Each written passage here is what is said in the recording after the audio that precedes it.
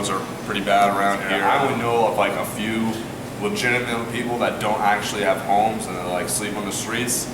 And from my experience and stories that I've heard, is they don't really want help. Like people have been offered jobs to them, or have even offered money for them, and they don't really want it.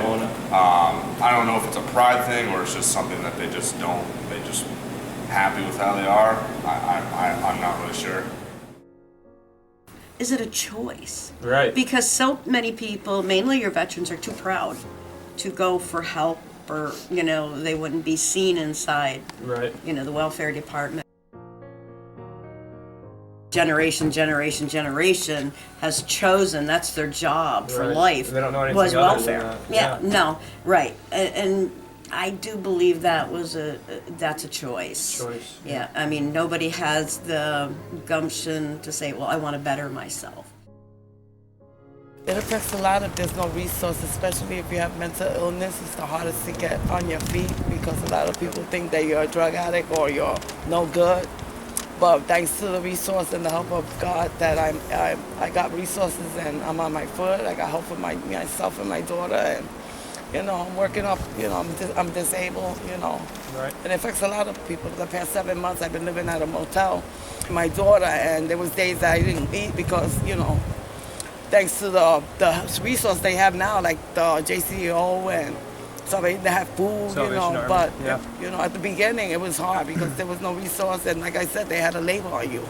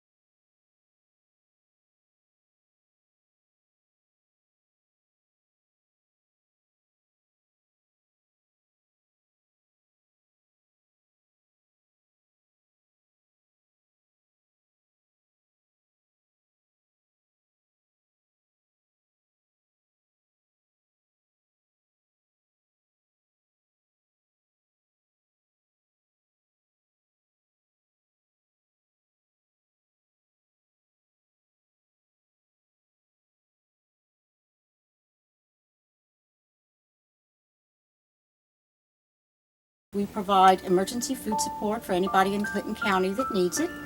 There are not any financial restrictions or requirements, so literally anybody could walk in the door that needs food in an emergency situation. Well, it's amazing because looking at our numbers over the past few years, and we serve a lot of people, okay? Last year it was like 23,000 people, over 7,000 households. However, over half of our clients only come once or twice per year. We are under the umbrella of the Interfaith Council, which are a group of the faith communities Another program that they operate is called the Oasis Project, which is an after-school tutoring project for homeless children.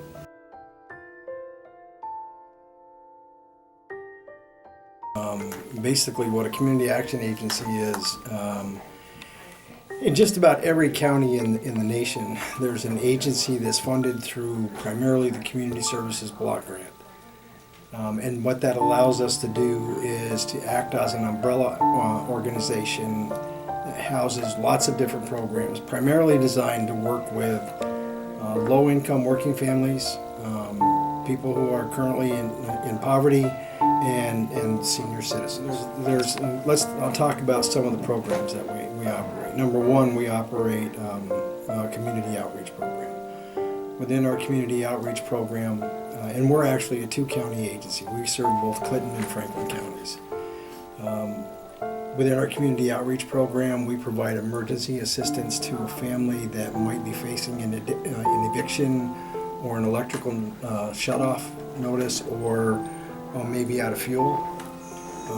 We also run food pantries. We operate 10 food pantries here in Clinton County, and we operate 3 in Franklin County. And so we provide a lot of outreach to people in the community, and it's not only here in Plattsburgh, it's throughout the 2 counties.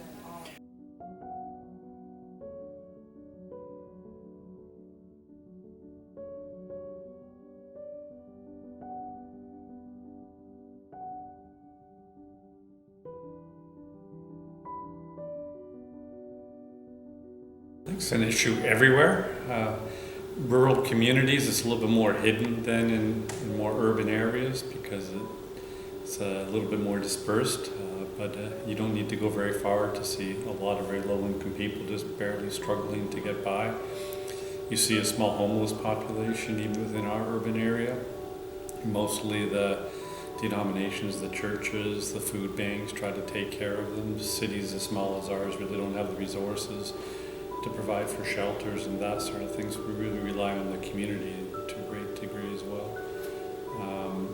These are problems that any city can inherit from all kinds of different places in the country, so it can't really be the responsibility of a city alone, especially if the city has a warmer climate perhaps than ours and attracts people from everywhere. How could they possibly manage to keep up with it? So it's a very big problem. I think we all have a part to play in trying to solve it.